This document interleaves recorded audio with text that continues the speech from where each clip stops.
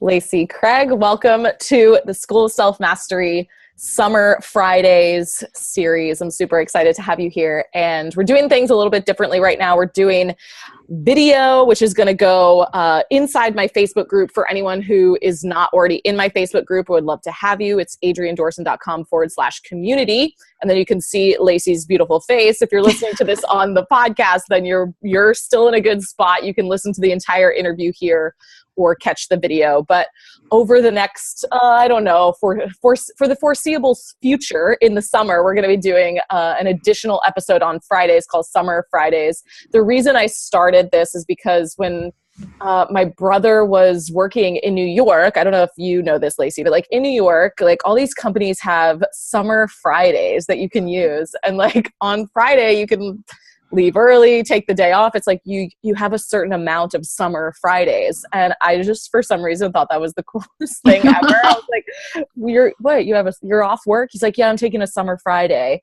And it like didn't count for their vacation. And I just thought you're like, is that just something you made up? Or is that? I know. It's like, is that like a real thing? Like, what does that even mean? Because I worked in North Carolina and Alabama. Like there was no such thing as Summer Fridays. But it was like, you know, they wanted their employees to get out and enjoy the summer. And so I guess I'm doing the exact opposite by keeping you inside to watch this interview. But I just liked the concept of Summer Fridays. You can watch it by the pool or something. You watch this by the pool on your phone. Exactly. Or maybe you're listening, hopefully, on the podcast on a walk or whatever. That's where I do most of my podcast listening. But I'm bringing on some people that are super close to me for Summer Fridays. Like it's not the typical interviews sometimes on Summer Fridays. Like I know every single one of these people really well, which is a really cool concept. And I'm bringing their expertise to my people. And first up, we have Lacey Craig. So Lacey, would you introduce yourself, tell everyone who you are and a little bit about what you do?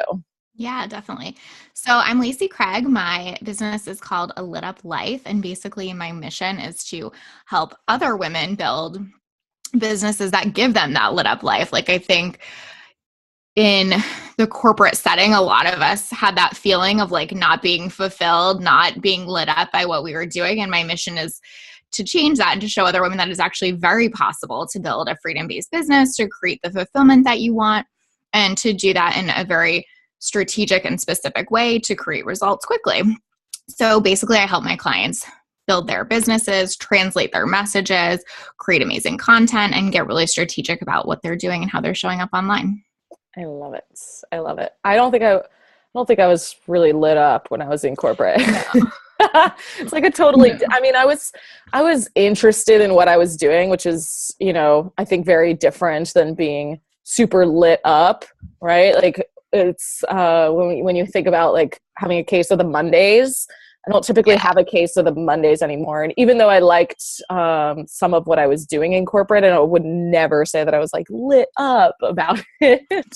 So I love the title of your business and your company. I think it's so fitting to what we all hopefully want to help other people do, you know, in some capacity or another, is like light them up. So definitely. Yeah.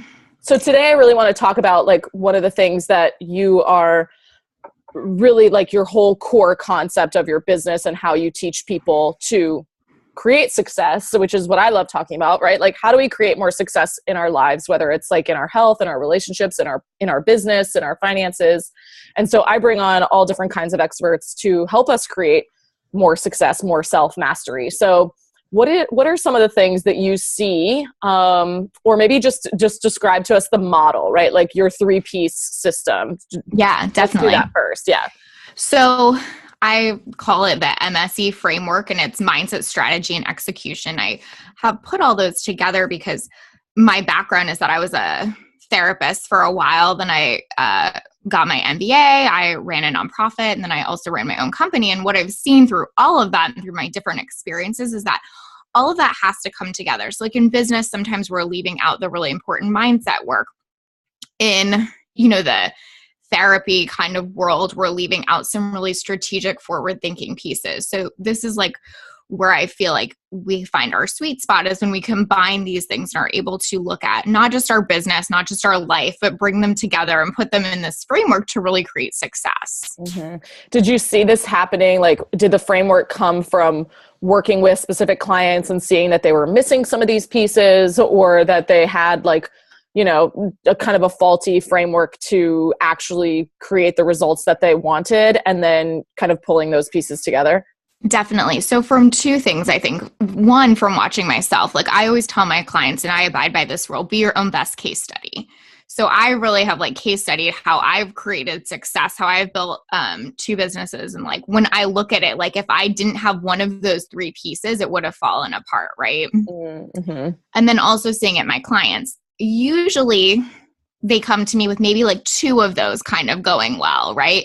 They're either working super hard on their mindset and maybe they're taking some massive action, but they feel like they're working really, really hard and not seeing results. So they're missing that strategy in the middle to kind of pull it together. Or perhaps they have a great strategy. They're super strategic thinker. They're taking action on their strategy, but at the end of the day, they get on a sales call and they just don't believe in themselves at all.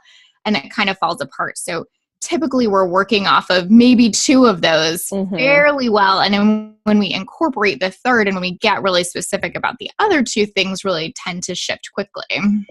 I love that. I think it's so true, because I talk a lot about how we have to like that belief and decision comes first, right? Like I call my mindset stuff like belief work, and having the belief for me is huge, right? Like you have to believe or you're not going to take the action. And then like the action is the other like really big piece of my business. So I totally agree. And I love how you've kind of split them up and can kind of see, okay, you're doing those 2 really well, which is awesome, right? Like super, super excited that you've got those 2 down, because some people aren't even doing 2 maybe, right?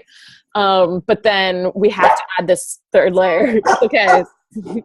This is life. Yeah. Part of the school of self-mastery is that they're dogs. So like having, 2 of those is really great, but then like we have to add that third to be able to really get the results that we want in the time frame that we want, et cetera, et cetera. And I think that some people get discouraged or they stop completely because they don't have the third. And so then they just think like, oh, I must be doing something wrong, or, oh, I'm not meant for this, or they go back to one of these second pieces, right? So like they're like really strategic and then it's not working and they're like, oh, I need better strategy. More strategy. Or, oh, I see the third one all the time, right? It's like, oh, I need more execution. I must not be doing enough. And I'm like, I'm really big on the strategic piece too, because that's kind of my corporate background. And I'm like, you don't need to do more and more and more and more. You need to do the right things, right? And so that's where that strategic piece comes in.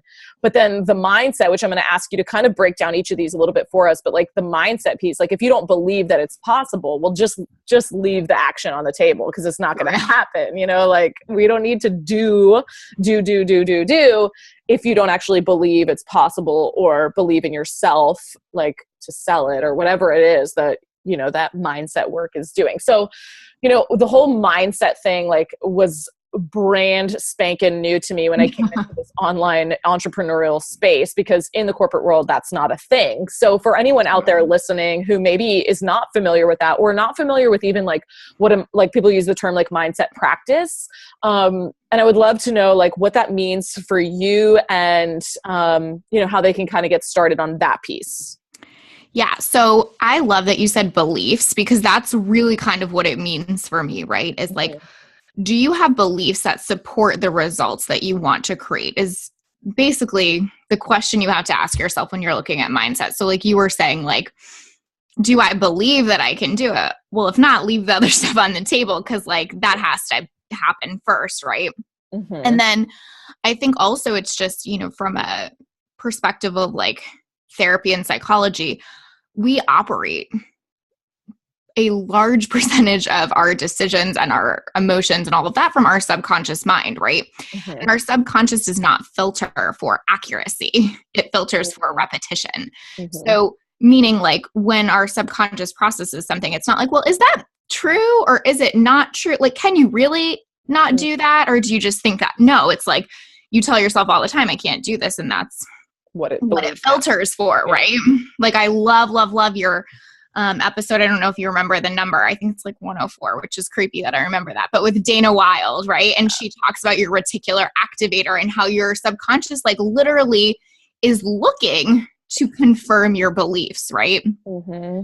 So for me, mindset is what are my beliefs, and a mindset practice is being absolutely relentless about programming your subconscious and programming your beliefs so that you're set up for success. So that when your reticular activator is working, and it is all the time, that it's looking for to confirm your beliefs. So you want your beliefs to be really super positive and great, and that's what shows up for you. Yeah, so I'll put a link in the show notes to Dana's episode as well. I would love to know, like, specifically, do you have things that you like write out or that you do to really enhance your own beliefs? Yeah, definitely. So I used to be really strict about this. Like I had a very strict practice, and then I kind of got to a point where I was like bored with it, and it wasn't like there wasn't emotion to it. I was just like writing my beliefs, and it just didn't feel good anymore. So now robotic. it was like a to-do list item, right? So now I do something that I just call my own little power hour, and I just do whatever I need that day, right? So if I need to like brain dump and I have a lot going on in my head, I'll journal. If I just need a boost or a pick-me-up, maybe I'll meditate and I'll write my beliefs out. But what I really do every day, because I think it's invaluable, is set intentions. Mm-hmm. So that's part of my mindset practice. So when I set intentions, it's usually for the day or for the near future about like what I want to have happen today, what I want to create. And then it usually shows up because I'm programming those beliefs at the beginning of the day that this is what I'm going to create and this is what my day is going to look like, or this is what my week is going to look like. And it really helps me to create those things in my life. Mm-hmm. Does it typically, like, what would an intention for you look like? Like, is it like a goal, or is it more like how you want to feel or how you want to show up? Like, or could it be any of those? Both. Yeah. So one of the intentions that I've been focusing on a lot lately, or putting almost every morning down, is I have more than enough time today to take care of my body, my business, and myself. Because I was kind of fighting myself on this like belief train of like, I don't have enough time, right? So I really am being intentional about deciding that is no longer my intention, right? Mm-hmm. Okay, so more like enough time. Yeah, like what people would maybe call affirmations sometimes too, right? Like affirming for yourself already that that's the truth, and setting the intention that that's how you're going to feel, that's how you're going to approach the day. Exactly. It's both, right? So like, I think the affirmation is like programming the belief, but then when we set it as an intention, it's not just like, hopefully this comes true because I said my affirmation. It's like, and I'm making this happen because I've decided to.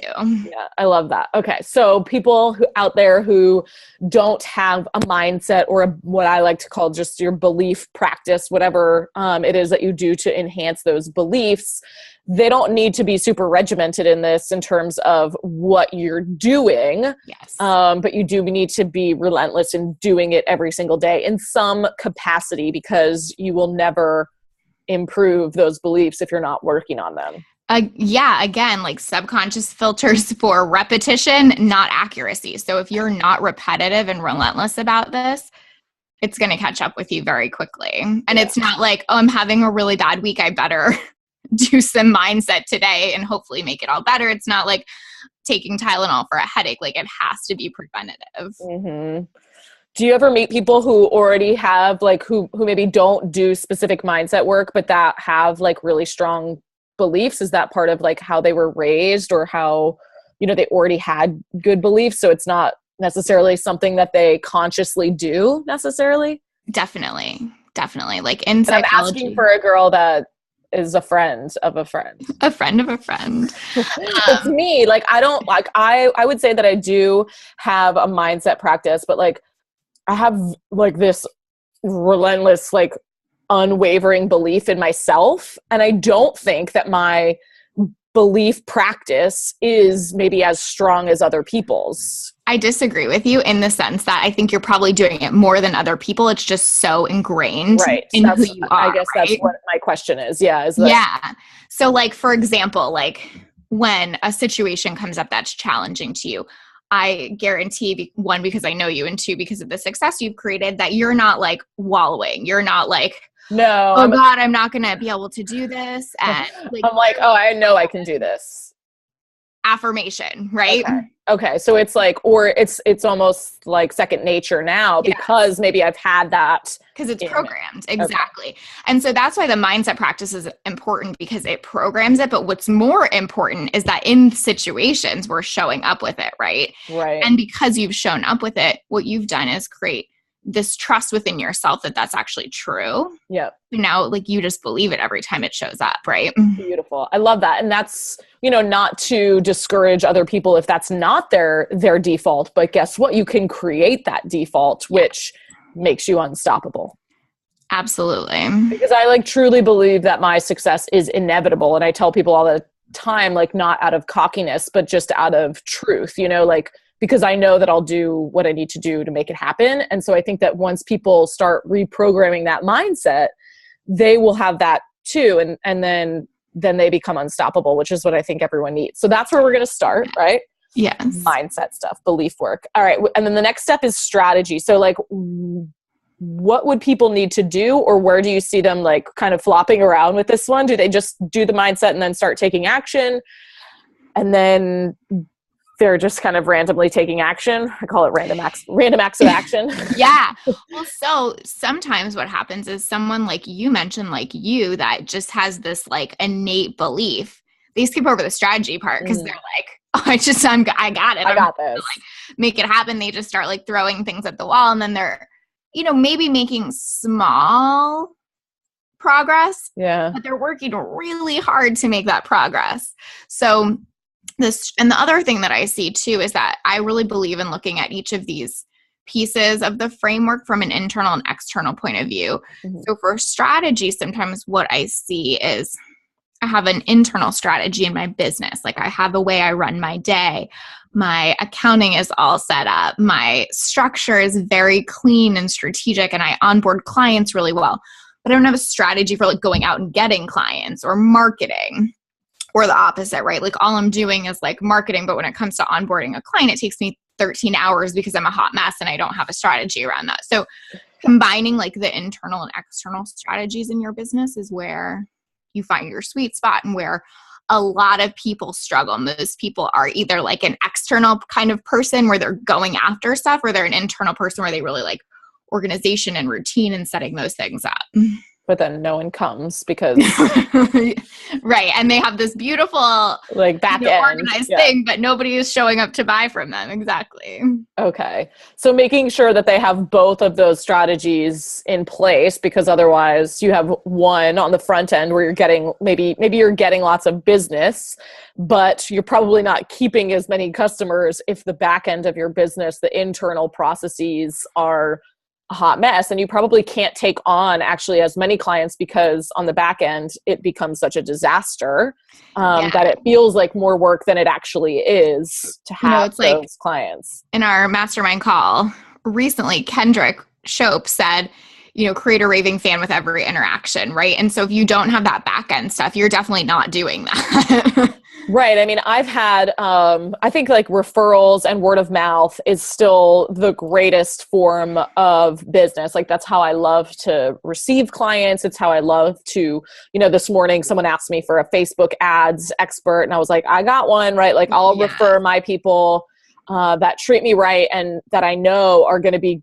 good, like that I know are someone that I could proudly referral. Absolutely. I do that, but I've worked with so many people that like, I'm like, I would love to refer you, but I can't, like maybe your external work is beautiful, but I can't refer you because of the way the customer service was, or because of like timelines, or because the way money was handled or whatever it was, like that I won't refer people if it's like, if it doesn't make me proud. Like, I don't want to disappoint people that I refer, you know, like that's a big deal to me. So I totally agree. Like you have to really create that raving fan, like Kendrick says. And having the internal and the external strategy is key. Yes, definitely. At the beginning of my business, I had a designer that I worked with that built my website and did a lot for me. And oh my God, she was so good. But the back end was such a mess. And I felt the exact same way. Like, gosh, everyone's asking me who did this. I want to refer you. And I genuinely can't. Can we clean that up? Because you're awesome, right? Yes. Yes. So many. I've had that happen a few times, which is disappointing, but it's something that can be fixed, right? So if you feel like your strategy on the external is great, you're getting lots of clients, but then on the back end, your customer service is very poor, or the reverse, right? Like you have everything like perfect and ready for your clients, but you're not getting out there or having the external, you know, strategic pieces in place to bring those customers, clients in, then you probably don't have a full strategy in place, is what you're saying. Absolutely. Okay. I love that. I think, I was reminded of this one time when I was, talking with someone that they told me, that in order to get new clients, you needed to like literally create the space for them. Like you needed to have like their folders ready with their names on them, and you needed to like have it in your calendar blocked. Do you believe that? No. Okay. I mean, listen, I believe whatever. Because I've had clients come to me when I did not have the space for them, and I made the space for them. Totally. I didn't have the folder ready. Whatever creates that belief for you is cool, right? So if for whatever reason, like you having the folder like cements that more in your brain, that's awesome. But I don't think that it's like completely necessary. Like the universe or whatever, or whoever your higher power is not sitting there with a checklist going, well, when Adrienne writes someone's name on that folder, I'll finally bring her a new client. You know what I mean? Right. So it's more of like creating that. If they don't have the belief, then maybe that helps them cement the belief that, oh, there is space for them. Because it could be the belief that someone's like, I don't have any time for more clients. I don't have any time for more clients. And so then when you go and literally block it out on your calendar, well, now you have cemented the belief that you do have time for them. There it is, right? So maybe that is like the belief. I love that I asked you that to clear that up, because that was something that always bothered me. And like, I actually feel the same about strategy. Like, I'm sort of glad that you brought that up in the sense that like, you know, there's so much out there right now that's like, do it this way, right? Like, create the folder, post in Facebook groups 17 times a day, whatever it is. And it's like, if that doesn't feel good for you, or if that doesn't like get you excited, or like the folder thing, that's not going to work for you, Adrienne. Cause you're like, that's not, I don't have folders for my people. Right. So they're all on the computer. Yeah. So like, it's like doing what feels good to you in all of these aspects, creating a mindset practice that like jazzes you up, doesn't feel like a to-do list, creating a strategy that you like actually want to execute, not that feels like something you have to do or somebody's telling you that it's the only way to do it, right? Yeah, and that's huge for me too, which is why I love talking about this with you and like your process, because if I relate it to like being on a treadmill, right? Like if you have a strategy for something and it's like your New Year's resolution and you hate running, but you choose running because everyone told you that running is going to help you lose the most weight the quickest.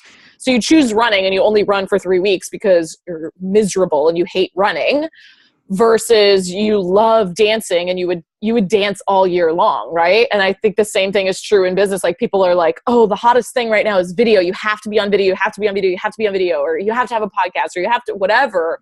But if you don't really like doing that, if it's like absolutely miserable for you, you might stick with it for like 3 weeks or something, right? And that might get you some results, but aren't you going to get better results if you pick blogging and you blog all year long, right? Like it might take you a little bit longer, but you're going to love it. So you're going to keep doing it. And that's what I really want people to know is like, there is no one size fits all. Like any strategy, like if you execute on it and you have a plan in place, like it will work, right? Yeah, like literally you just have to stick with it. And if you like it, you're more likely to stick with it. Like that whole you should be lit up, right? Like by the work that you're doing. So I think that that's huge. Absolutely. And like to get a little woo woo on this, like I also think there's energy behind it. Like I know I used to do Periscope and I didn't like it. And like when I go back and watch some of those old videos, I'm like, I could tell. How did anybody reach out to me? Like, I'm surprised I got like a single client then, right? Because the energy behind it was just like, I mean, like I was flat as a pancake. Like I was just like, you know what I mean? They could tell you were miserable. I know. A lot of people, I actually had this conversation with Kendrick Shope. She was asking me, she's like, what do you think was one of the things that helped you create success so quickly? And I said, definitely consistent action for sure. Like being, strategic, consistent action. I said, but honestly, one of the biggest things I think that I have that a lot of people don't have or don't put out there is energy.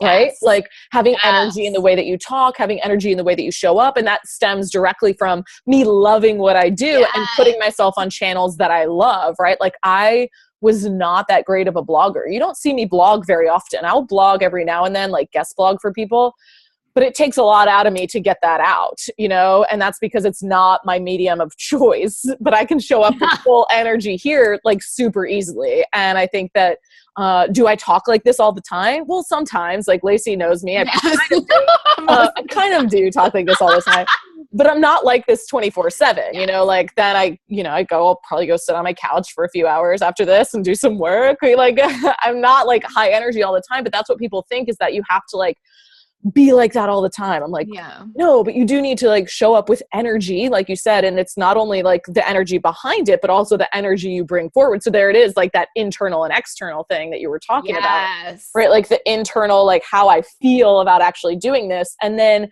the way that I present and show up for people from the external view. Yeah. And one thing we talk about in psychology a lot is congruency, right? Like being internally congruent with like what's coming out externally. So it's exactly what you're saying. Like when I was on Periscope and I was trying to be like, and it's so much fun, but like internally I was like, God, I hate this. And if somebody like asked to see my boobs one more time, I'm going to like come unglued. Right. Yeah. It was so not congruent for me. And it was so obvious, right? So we have to be doing things that are internally and externally congruent in our business for us to really see results. Yeah. Are you going to show us your boobs here? I mean, I like you a little bit more, so maybe it's a little less awkward, right? Okay. All right, let's dive into the last piece, which is the execution part of the puzzle. So is this one that people typically lack? I know that you said a lot of people have two of them and maybe not the third. And then, does it have to be specific? Like, does it stem from the strategy? Now we have to execute. So what does that piece look like? And where do you see people kind of falling short? Yeah, definitely. So I think that, sometimes as entrepreneurs, we're big ideas people. Like, Gary Vee talks clouds and dirt. Like a lot of entrepreneurs are clouds people, right? Mm-hmm. So what makes them super excited is the planning and the big ideas and getting super excited about how they're going to like, whatever, host 100-person retreat in Thailand or what. And then you're like, but you don't have a client yet. Like, let's not spend all that time planning for this. Planning the whole thing. So I think it's kind of like when we're translating those big ideas into action, sometimes we can feel stuck because everything feels so big, right? Or feels so like boring to them sometimes. I think that also I've seen like creatives feel like bored by the execution piece. Like they love like doing the idea and then like, okay, I'm done with that one. I want a new one, or like new idea when we haven't even executed or like completed the last one. Exactly. And it's funny because I think you're very much like this, and I know I am too. Like I'm way more of a dirt person. Like I freaking love the getting in there and taking action. It makes me so excited. Like, but I think that, there has to be both, right? Like as an entrepreneur, you really don't get the opportunity to let go of one or the other. Like, in a big company, like there are some people that are more ideas people. When it's your own business, like you can't afford to do that. You have to be willing to take the action too. So I think for me and for what I see in my clients, it's a few things. It's making the action seem doable. So breaking it down really small steps. Like, it's not like now go rewrite your entire website copy today. It's like spend 30 minutes a day redoing your copy, right? Or, don't go create your whole program today and make all of the worksheets for it. Let's set aside X amount of time. So it's creating action that feels doable and achievable, and then building that trust with yourself. So the other reason a lot of people don't take action is because they don't trust themselves to do it, right? Mm-hmm. They're like, well, I've set goals before, I haven't accomplished them, so I'm not going to take action because, or I'm not even going to believe I'm going to get there, or I'm not even going to set goals. Exactly. So when we do those like small incremental things, like 30 minutes a day of writing or whatever, we build that trust with ourselves that, like, if I commit to something and it's doable, I will actually show up for it. Right. Mm-hmm, mm-hmm.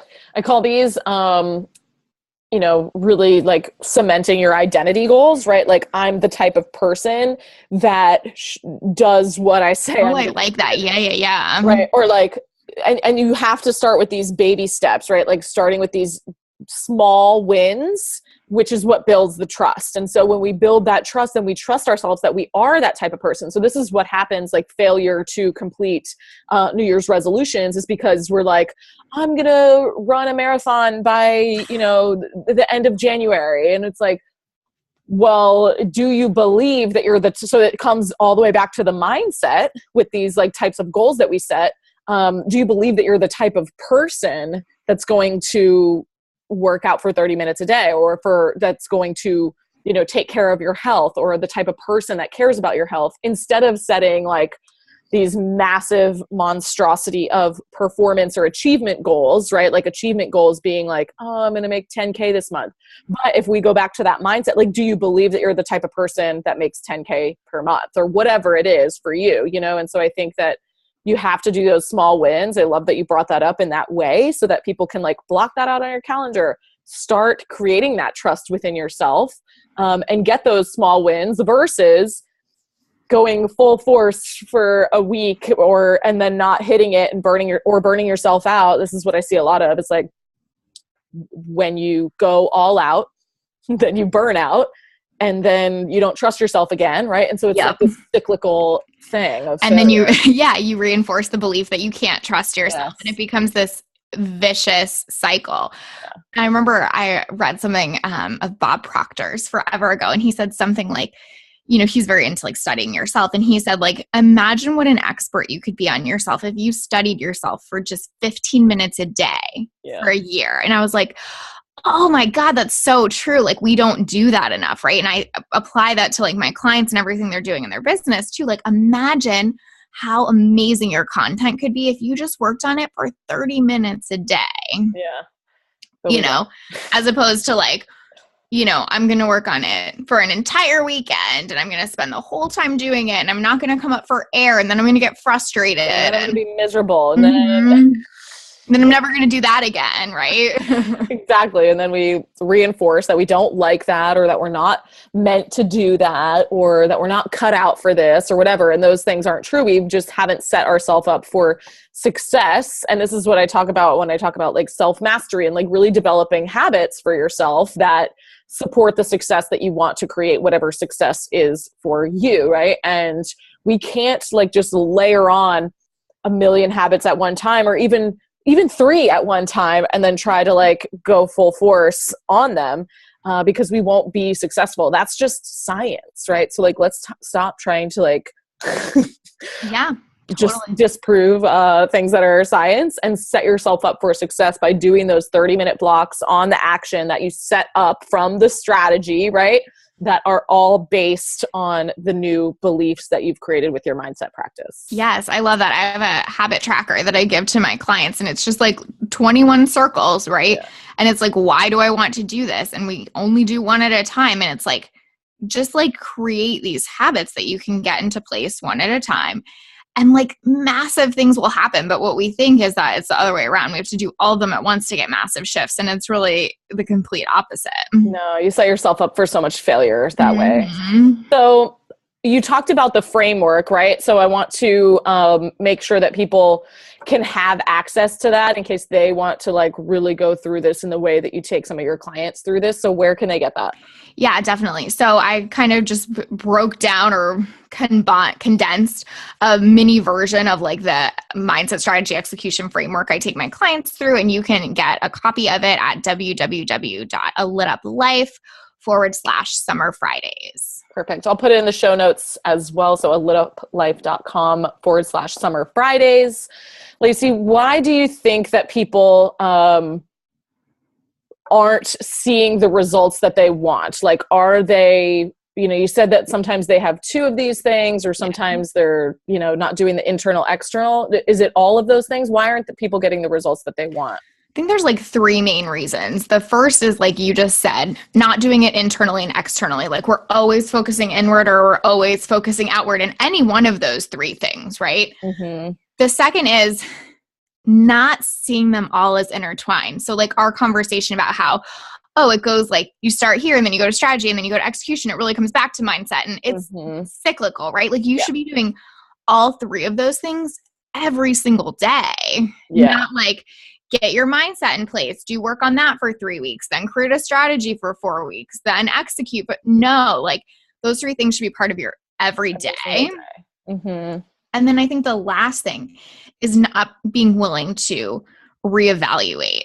So for me, like one of the examples I gave today was when I was doing my mindset practice and I was like bored and it was a to-do list item. Like I had to be willing to reevaluate, like, this is clearly no longer working for me. What will? When I was doing Periscope and I was like a flat pancake, this is no longer working for me. What will? So looking at all three of those and being so relentless about evaluating the effectiveness of what you're doing is so important. So it doesn't mean that you throw strategy out the window. It means look at your strategy and figure out what's working and what's not, right? Mm-hmm, mm-hmm. I think that's so key, because for a while, like, I thought that I was like not a good journaler. Like, I don't really talk about my journaling practice very often because I was like, I'm not doing it right.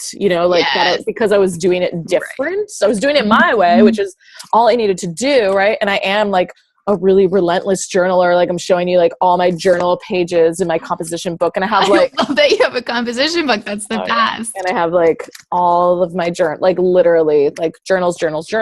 But I do it like more bullet points, lists, and things like that. It's not like this Dear Diary. And so for a while I thought I was doing it wrong. And I never talked about how that was part of my belief or, my mindset practice, because I thought I was doing it wrong. And so I think it's like just releasing yourself from what is right or wrong, like you said, or like how strict it has to be, but like figuring out what works for you. And that's obviously for each step for you. Yeah. It's working for me. Yeah. You're creating success. You feel good about it. It's helping you get out what's in your brain. Like it's good. All of that is good. Right. Yeah. But if you were doing it the other way and you weren't feeling good about it, then that has to get reevaluated. Right. Totally. And I love that. I think that that's so important to tweak at every single piece of it, right? Tweaking at your mindset practice, tweaking your strategic plans, tweaking your action if it's not working for you, and really making it work in a way that lights you up. Right. Because like, what's that saying? Like, don't throw the baby out with the bathwater, right? Like, just because like you trying this one strategy doesn't work, it doesn't mean strategy doesn't work. Or just because you trying this meditating doesn't feel good, it doesn't mean mindset practices don't work. So like, be very cautious of like making blanket statements. Really reevaluate exactly what you're doing and how it can be tweaked. And you just reminded me of something. Like, how long would you say to stick with something before you kind of reevaluate? Because for me, I don't always love doing things in the beginning, and typically it's because I'm not very good at them, and no one likes doing things that they're not good at, right? But then once we get better, we might love it. Like, I suck at playing tennis, and I think I really do like playing tennis, but I don't like it because I suck, Totally. So like, how long do I give it before I'm like, oh, this is not something that lights me up, versus this is just new to me and I'm not good at it yet, but I need to figure out if I can get better. So for strategy specifically, like I say anywhere from like 60 to 90 days, like I think that's where we actually start to like get comfortable in it, see some results from it. For mindset, I would say less. Like if you're still not feeling good in mindset stuff after maybe like, 15 to 20 days, like that has to change. I mean, maybe even quicker than that, because like that is something that's supposed to like feel good pretty immediately, right? Mm-hmm. And I asked that too about like the mindset, because some people don't get good at meditating for a very long time. So I think that's like a tricky one, right? Because like you just have to kind of decide if that's something you want to get good at. And if it's something you do want to get good at, then maybe putting in longer or starting short, like starting really short. Yeah. Well, and I think the problem with meditation in particular is people think that it's like the same thing, get good at it, right way to do it, right? Like you're like doing it wrong. There is actually like, you can be good at tennis, right? Like you can, meditation is like a little different than that, because it is like very much a practice, right? Like that's why you call it a meditation practice, because like you're never doing it wrong. You're doing it wrong by not sitting on your pillow and doing it, right?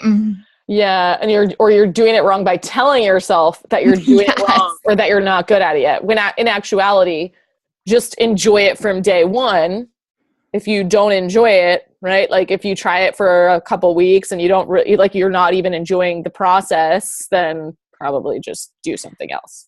Yeah, exactly. It's more about the process, right? Like you journaling, it's not right or wrong, right? It was just like you enjoy your process in a certain way. So meditation is totally the same. Like, same way. Okay. I think we sit down and we expect that like our brains just go clear.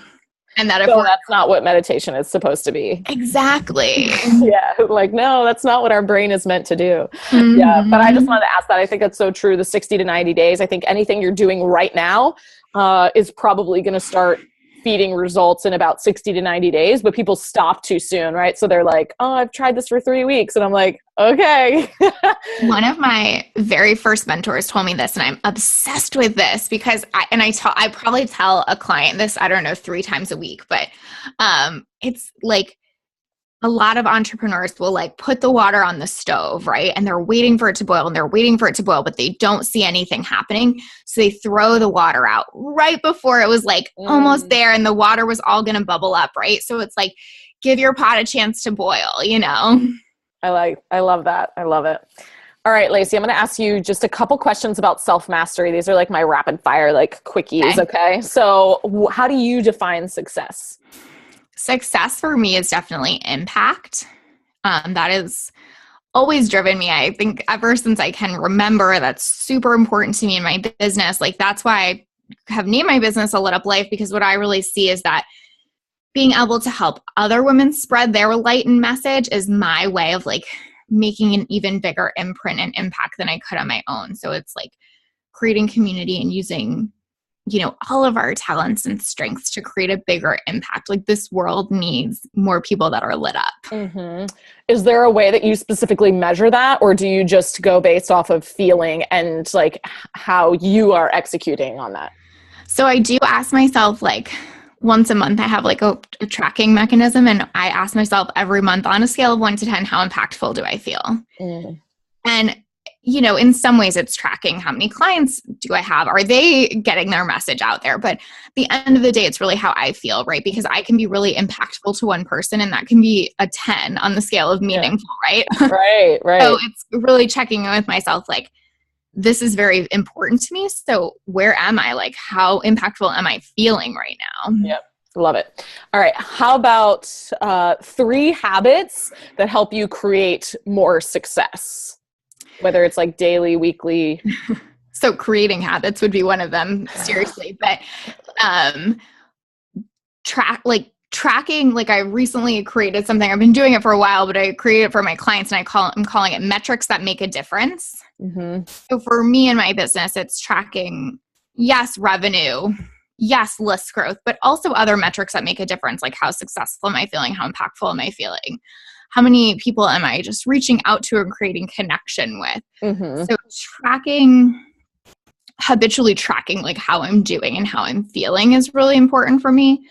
The other habit is just being outside. Like I feel like I'm like plugged into like an electric socket when I'm outside. Like that's just where I recharge. So part of my habit that I've created actually a lot more recently is every day I have to spend at least a certain amount of time outside. Maybe it's only 10 or 15 minutes, but I have to be relentless about doing something that makes me feel like I'm recharging. Yeah, I love it when I get to the end of the day and I walk outside for like a dog walk and I'm like, this is the first time I've been outside today.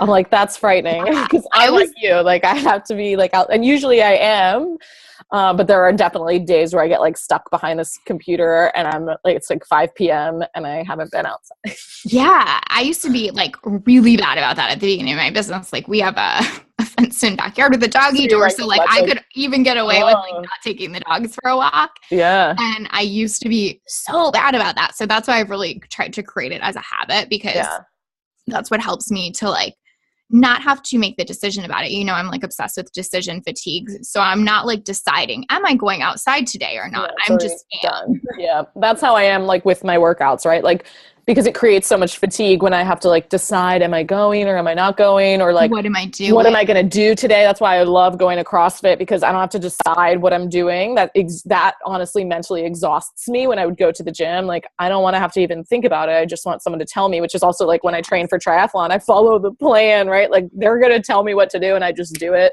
Sure, I might complain sometimes, right? In my own mind, but it's better than having to create it. And that helps me create that habit. I love it. All right, one more habit that helps you create success. So my daily mindset practice. Yeah. Love it.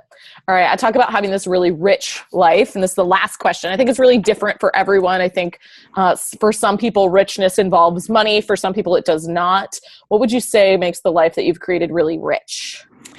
So when I had my 9 to 5, I remember that I would drive to work a lot of mornings. And the question I would always ask myself, because I was at a point where like a lot of people were like, oh, you have your dream job at such a young age. And the question I would ask myself is this really all there is? Like, like I can't live a life where like, this is it. I'm just commuting to work every day. I'm dealing with like workplace politics. I'm like miserable. I'm not making an impact. So for me, having a rich life now is never asking that question. I love that. I love that. All right. Where can people go to find out more about you? I know we're going to give them access to the MSE framework if they go to alituplife.com/Summer Fridays. Is there anywhere else you want them to go find you? Yep. So one of the places that I love to hang out the most is my Facebook group, the Lit Up and Loaded Entrepreneur. I'm super active in there. I really, really love connecting with people, answering their questions, supporting them. So I would love to have you there. Beautiful. I'll put a link to that in the show notes as well. Lacey's super active in her Facebook group. So if you're not in there, join us. I'll put links to all those things inside the show notes. Lacey, thank you so much. Thank you. I appreciate you so much. Thank you, Adrienne. Yeah, this is fun. All right. Be back for Summer Fridays next week as well. I'm not telling you who's going to be here because I don't know yet. Well, I don't know the schedule, but someone I know who's going to be here. Someone awesome. Someone awesome is going to be here. And we will see you next week on some of the other episodes, as well as next week on Summer Friday. Have a good weekend, everyone.